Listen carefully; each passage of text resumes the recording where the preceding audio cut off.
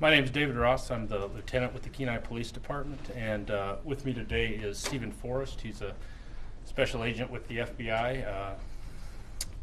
First of all, I'd like to thank you all for coming here today to get the news on this story and to make the trip here, and thank you for being here. To start with, our hearts really go out to the families of the missing people. They have been through a long ordeal, as have many of their friends and the people in the community, and so hopefully we start to move closer to some resolution for them, and just keeping in mind that this is still an active investigation. It's an active homicide investigation. There are things that we're not going to be able to talk about today. There are things that we will be able to, and we hope to shed as much light, give as much information, and answer some of your questions before we're done here today. The Saturday evening, about 9:50, the Kenai Police Department received notification from a person traveling in the area through a trail between Alpine and Borgen Road that they had located, they saw a piece of clothing off the trail. They got out and located what appeared to be human remains. They called the Kenai Police Department.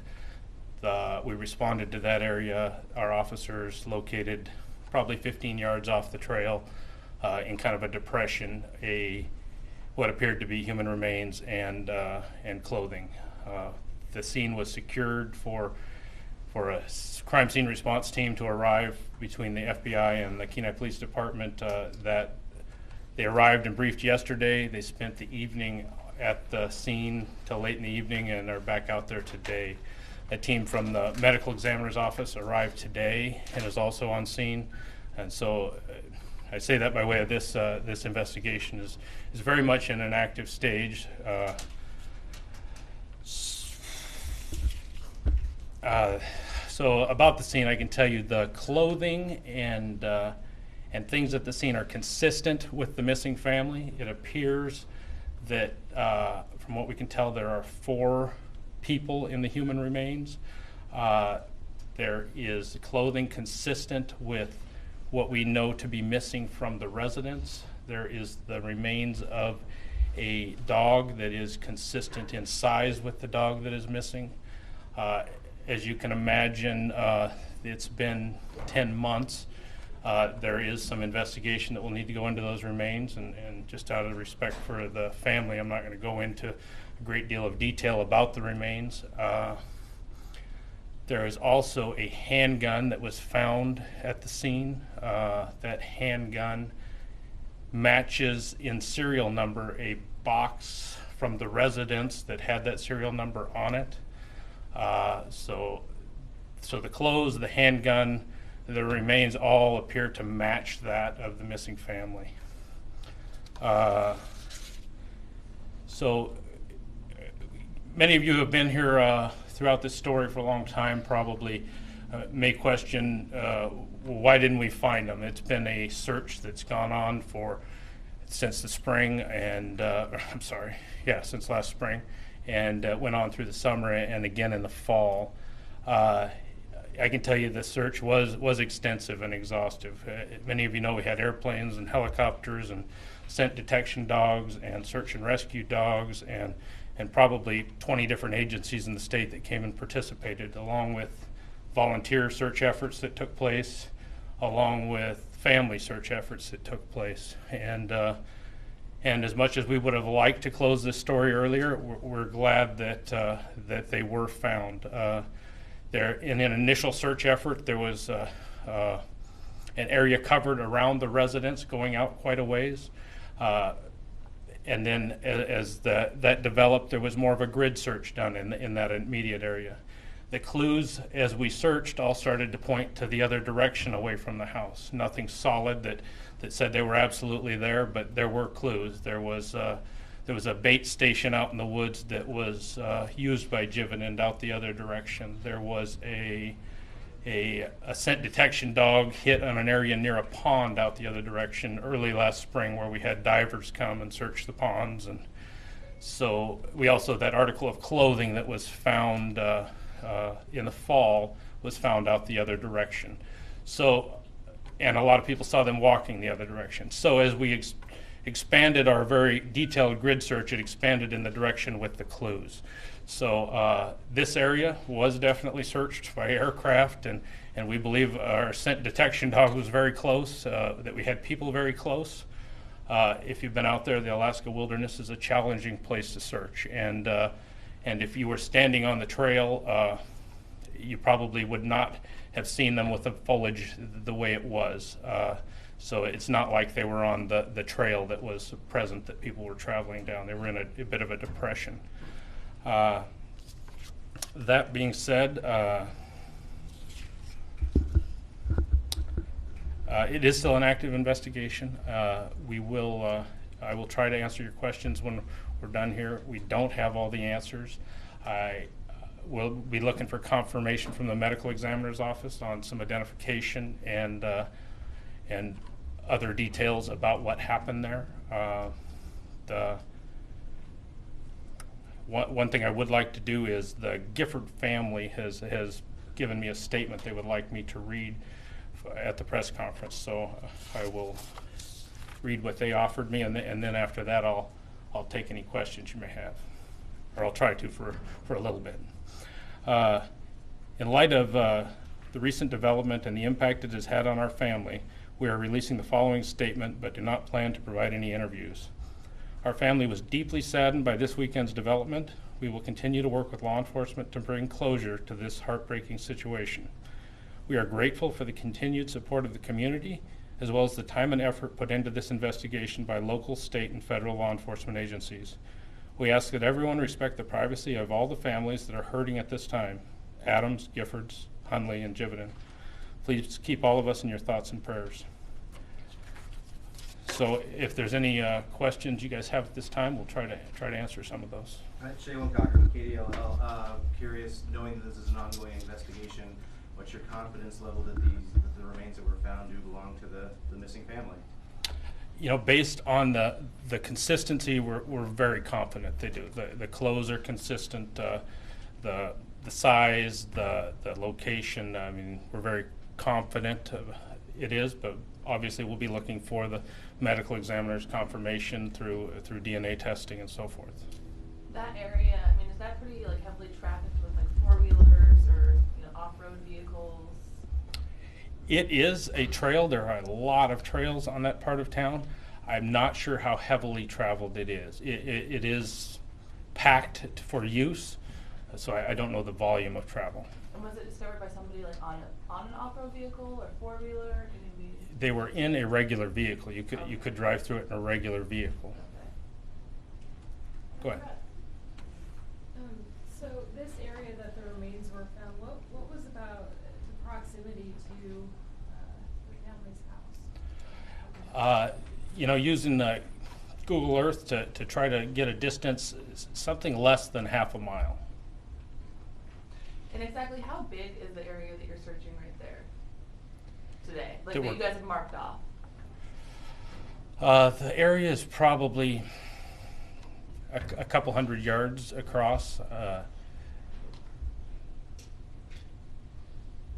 They got a circle delineated out there for those of you who have been close enough to see that they have marked off that they believe most, if not all, the evidence is within. They have searched. They started a search outside of that before they confined themselves inside that evidence collection area. Have you gotten a hold of the property owner, or do they have anything to do with it? I don't know the answer to that. I don't know. We do have an active search warrant to be on the property. I don't know what the contact has been with the property owner. Any estimation on man hours spent to this point?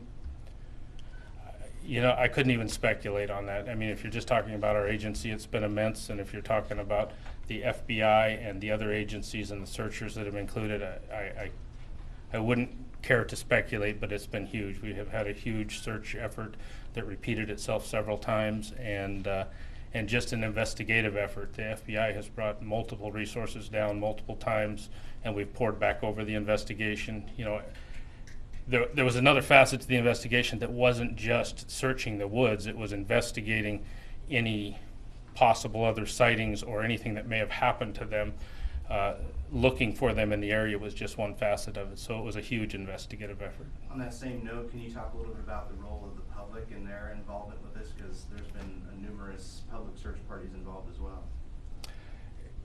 The public there was a volunteer search effort for a while, and we looked to the public for help a lot in looking for tips, and we collected a lot of information from family and friends and a lot about them. Unfortunately, as you can see from what we found, the tips and the information we had did not lead us to them. It was a sighting that led us to them. So it was a huge effort. The community has been very involved in this. They've known about it from the beginning. You see it on store windows, the sign. You hear it from people in town. As a law enforcement in a small town, I get asked a lot about it, and so it definitely has had an impact here. Any idea what made it so hard to locate their bodies? I mean, had like grass or shrubs kind of grown up? I mean, were they buried? I mean, any idea what made it so hard to locate? The foliage here does change from season to season. They're off the trail and they're in a bit of a depression. I can only speculate how close searchers may have come and why that was difficult to find. But searching for things or people in the Alaska wilderness is not an easy thing to find people. When we got there this morning, they expanded the crime scene with butane. Can you explain why they're doing that? I don't have an answer for you on that. I can check into that after the conference, but I don't know if that is a result of finding something different or just needing more space to work. I don't have an answer for you. Could you describe the depression, like 6 feet deep? And was it wooded or more shrubs? The area is not heavily treed. It is a lot of grass and shrubs, and the depression, without measuring, was not deep like 6 feet. It was just where the remains would have been kind of below view. Because it's fairly flat out there. It is. So just like several feet depression, or? I wouldn't even say several feet, just a shallow depression, just to where they weren't like above the surface. That gun that you found, had it been fired and recovered? I'm not at this time going to go into the details about the gun. It has been recovered, and that is part of the ongoing investigation. Obviously, just like your question, the investigators will be looking into that gun and the firing of the gun and the bullets and all of those things. Was it registered to a member of family? What we know now is the serial number on it matched the one on the box in the house. Beyond that, I don't have an answer for you. What kind of gun was it? At this point, we're just going to say it's a handgun. It was a handgun. How does it feel for you guys, knowing you did such an extensive search to realize just how close they were? Is that frustrating? Certainly we would have loved to resolve this for the family and the community sooner. I mean, that's why we went out and searched. That's why we tried so hard. That's why we brought in so many resources. So I'm sure there's some individual frustration that we didn't solve it sooner. We would have loved to. Knowing what you know now, is there any indication that anyone outside of the family was involved in their disappearance? We do not have any evidence or information to suggest what you're saying, an ulterior motive or way this happened. We today have the facts of where they're at and investigating that, and we have not drawn any conclusions from that yet. How many investigators are actively searching or actively working now on this case? The police department, we have 3 investigators that are working on it, and the team from the FBI that's down here, I don't want to put a number to it, there's several of them. At one point, I think we had 9 FBI folks down here this weekend. Steve might be able to correct me if that's not accurate. But yeah, we have about 10 right now down here. Yes, we have time for one more question. There's one more. From the scene, can you tell if the remains were originally there or if they may have been transported there? we don't have any reason to believe from what we've collected that they were transported there. I'm not saying that I can rule that out 100% at this point. Obviously, we're still there, we're still investigating, still trying to resolve that scene, but we do not have any information to suggest they were moved there. Thank you all for coming. I appreciate your time. We did make a copy